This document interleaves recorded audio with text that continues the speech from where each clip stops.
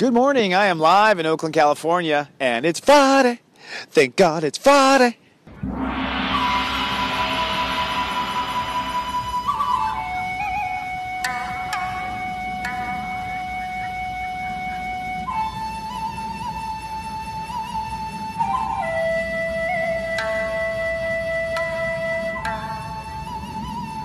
Good morning. This is your personal sensei for Friday, July 10th, 2015.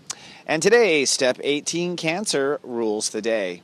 And I am live today in Oakland, California. It's a cloudy day. This is what we call summer. I'm at what they call Jack London Square, which is a little popular tourist place right on the water. This is the harbor behind me. And in the summertime, it is quite cloudy, particularly in June and early July. So it's really quite fitting because today we're in Cancer. Cancer is our emotion. And our emotions can be quite cloudy. No matter how sunny it is outside, sometimes we are cloudy on the inside. And indeed, we have been cloudy. But today, things will begin to sharpen up. That's because Step 18 rules the day. And first, I want to do a shout out to my own mother. Happy birthday, Mom. My mom is a Step 18 Cancer. I am a Step 18 Taurus. And it's obvious where I got my Step 18 nature from. Step 18 is when you decide and commit and take action, which, for my mother and I, is our whole life. For Cancer, it is deciding and committing to take action to a particular feeling, to create a feeling, to leave a feeling. You're committing to a certain feeling. As we're going to find out today, it's not just a feeling, it's an emotional process, because feelings don't just come with the snap of a finger. You've got to work on them, massage them, almost like an ocean or being on a boat. That's what water signs are about. So today, we have finally come to the point in Cancer where we're ready to make a decision, and we're ready to commit to a certain feeling. And then from this point on, starting this weekend, we kind of row that boat and try to stay in that particular tone. So before we dive into the architecture of today's incarnation, let's first tame our brains, shall we? With the phrase of the day. I feel my life and legacy today, and I decide to feel blank. So you'll see that as we go down in a certain month, I start to let you fill in the blanks for these. I feel my legacy in life today and decide to feel blank. So basically, you want to identify how you feel your life and legacy today. I feel my life and legacy, obviously, thus far, right? And you come up with a summary of how that feels. You can even come up with a word for that. I feel my life and legacy today and it feels like blank or whatever. I mean, just know what that feeling is. And then secondly, I decide to feel this way next. So I feel my life and legacy today, sort of mediocre, sort of gray, but I decide to feel joyful next. I decide to feel inspired. I decide to feel excited. I decide to feel interested for once. All right? And really, you have to plant the feelings before the situation comes. And that's what we're doing today. We're deciding and committing to a feeling. So one more time to keep it in the mind. I feel my legacy today, and I decide to feel serious joy. And so it is. Because I said so, I thought so. So in the conscious cooking, that's what we do each month, is we cook up some new consciousness. We are working on a soup. I say a soup because we're a water sign. And this particular soup is the broth we use for the entire year. And the commitment we're making today is really a commitment to an emotional process. We've already come up with the base tone of our feelings. That was the first 10 days of the transit. Here, as we finish the stretch of the second 10 and move into the last 10 days, or the third act, we are determining what our emotional process will be. Process is very complex in the sense of how far left we'll go, how far right we'll go before we go too far, and process is also according to a certain end. We want to reach a certain end, right? So today we are beginning with our emotional process, which is I started waking up kind of icky, but I got myself into a good feeling, and getting ourselves into a good feeling is part of that process. Then today, the ingredient we add are our decisions. Well, it's like, okay, I've decided that I want to feel serious joy. I've decided that I don't want to feel alone anymore. I've decided that I don't want to feel bored at work. I've decided that I want to feel this and I want to feel that. And so we add these decisions into our emotional consciousness today. And these decisions are, of course, incisions. They separate certain ingredients inside and begin to form a new process. And that's literally the steam that comes off. Action. So when you kind of simmer on your decisions today, when you simmer on your feelings today about certain decisions, when you stick to those decisions and you feel and carry out what those decisions mean and what they come down to, which is what we came up with yesterday, then what comes off of that spiritual process are the actions that you want to take. And that is the steam that comes off, or our third state of awareness that happens. So let's look at our soul tune-up and see how it works from a spiritual perspective. First of all, we're in a yellow month. Yellow is really our center. It is our core. It is the umbilical cord. So our yellow is our umbilical cord. Our yellow to your mommy's yellow. That's your first umbilical cord. And in spirituality, there is a cord that runs between all of our yellows in all of our family histories and all of our ancestry. That's why the Asian cultures are somewhat wise in the sense, I mean, they're very wise, but somewhat very wise to honor their ancestors because they are tied by umbilical spiritual cord to that. When you clear out your yellow consciousness and your yellow chakra, you are both creating a positive and enlightening future for your future family, and you are clearing out the karma or the dis-ease within your family. So a lot of family health issues come up at this time. So we're in the yellow. And by the way, that is a train nearby, which I think is awesome. Little boy in me is like, there's a train! You know what I mean? Then after we do the yellow, we add green. Now green is every time we're in the teens, and we're going to be out of the green soon, so make sure you're listening to your green. Here over the weekend, we're coming to some commitments to what our heart wants. That's part of the yellow. That's part of where we're flowing to. But your green is open. Your heart is open right now. That means it needs protection. That means it's vulnerable. And that means you are creating reality. And then we sprinkle in our decisions, which is the indigo. So the indigo light, the indigo generation who's here to make new decisions. Indigo, which is our vision for the future, changes.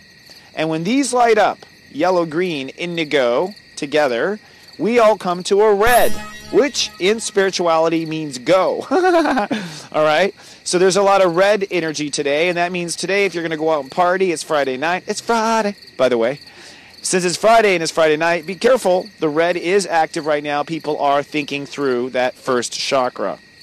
So looking to the soul challenge today, as these chakras light up, I challenge you to make 3 emotional commitments in your life today and through the weekend. This is a weekend challenge, really. I give really longer challenges for the weekend ones that take more inner meditation. And these 3 commitments are emotional commitments for obviously improvements, right? Make 1 emotional commitment for your inner life. Make 1 emotional commitment for your daily life. Okay, so your inner life and your daily life, which would be your outer life in the day. And 1 emotional commitment for your future. Okay, so on your inner life, you might say, I'm going to be emotionally committed to feeling healthy, which means I've got to go to the gym, which means I got to get on the treadmill, or which means I got to eat right, or whatever it is, right? So I'm making an emotional commitment to feel right. In my daily life, I'm going to make an emotional commitment to feel included, which means I'm going to have to go out there and say hi, and I'm going to have to put myself out there. And in the future, I want to make an emotional commitment to feeling satisfied. I want to feel satisfied with what I have in the future. And those are my commitments, all right? Now, when you're making these commitments, what I challenge you to meditate on are the emotional transitions that happen. So, Chris, you want to make an emotional commitment on the inside from being lazy to being healthy. Okay? What kind of a transition is that? Well, let's see. I'm going to be going from sitting on my Astro to getting up. That's going to be, the transition's going to be sluggish and feel icky. Okay. That will be the transition. You'll go from feeling lazy to feeling sluggish and icky to feeling great once you're in the gym. That's my transition. What's your transition for your daily reality? And what's your transition to go from feeling not included to feeling included? And I would imagine in the middle, that transition is feeling like this is stupid. Why am I even bothering to go there?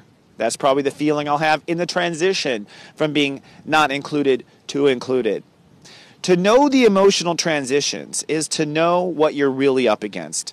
99% of my clients are not afraid of the outcome. They're afraid of the emotional commitment to get there. To know it is to prepare and is to protect. So this brings us to our daily gratitude. Today I am grateful for the action items that come up from me meditating on my decisions. I'm grateful that I realize what I have to do once I realize what I've committed to do. I'm grateful that I know what to do for once when I sometimes don't know what to do. I'm grateful for the actions that come up as a result of my decisions, and I'm grateful for these transitions. That's my gratitude for today.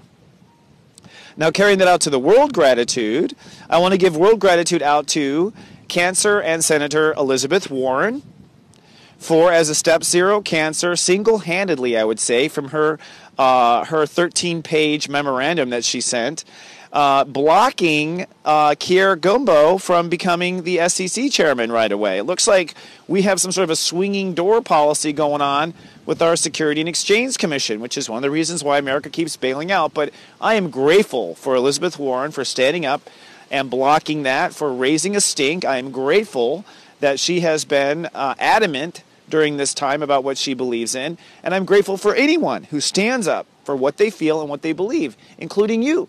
And I'm grateful for all the actions you come up with in your life. So that brings us to today and this weekend's Joy Quest. Your Joy Question, you choose to accept it, is commit to what feels right in the process. All right? Commit to what feels right in the process. So it's like, it's not that like the destination will feel right. Oh, sure, it'll feel right eating the ice cream. But does it feel right getting the ice cream? Sure, it feels right to have the Ferrari, but does it feel right working your ass off 90 hours a week to get the Ferrari? Okay? Be conscious of your transitions. And your Joy Quest is to commit to the transitions and things that feel right. Awesome. So this brings us to today's telepathy. First of all, I owe you an answer from yesterday's telepathy. Yesterday we were looking at funny cancers, and I threw out there funny cancers, 3 options, but only one of those options I was thinking about. Was it number 1, Richard Lewis, number 2, Phyllis Diller, or number 3, Lisa Lampanelli? And the answer is Phyllis Diller. Ba-bum! Who was born July 17th, 1917. She has now moved on to reincarnate as of 2012. Excuse me. But Ms. Diller was a step 24 cancer. That's a grand cancer. Step 24, that 4 is that surprise element. Remember, we talked about that surprise element in step 22, comedians. Well, here's a comedian that takes feeling and throws in the step 4 surprise. And a lot of that usually was making fun of herself. God bless herself. She's funny. And that brings us to your telepathy for the weekend. Meditate on this. I'll have the answer on Monday for you. Today, I am thinking of rich and ambitious cancer entrepreneurs. So one of these rich and ambitious cancer entrepreneurs, I'll have extra information about when we come back on Monday. Which one is it? Is it number 1, John D. Rockefeller, who's a cancer, interesting. Number 2, Ross Perot, who is a cancer. Or number 3, Orville Redenbacher, who is a cancer. Not surprising there. One of those cancers I'm thinking of, I'll have the answer on Monday. Well, that concludes today's Personal Sensei, folks. I do want to throw out a couple of things for those watched over my Personal Sensei network. At 1 p.m. today, your eye candy will deal with what you need to decide in your daily life. And at 3 p.m., some eye candy your way about where the emotional commitment is in your long-term life. Look for those eye candies this afternoon. If you're watching me on YouTube, please be kind and do subscribe. You can find me also on Facebook by going to soulgarden.me, and follow me on Twitter at Witecki. And I invite you down over the weekend to the new soulgarden.tv. I've reorganized my site to be cleaner and simpler, including the ability to book a reading. And I will remind you that I am grandfathering in anyone who purchases a reading between now and August 1st at my hourly rate of $124.95. And it will go up after that day. You folks have a fantastic weekend. I'm so grateful. I'm so grateful to have made this transition with you. Aim high, feel good, and commit to the process that feels right this weekend. I'll see you on Monday with more. I love you, and live, love, be. So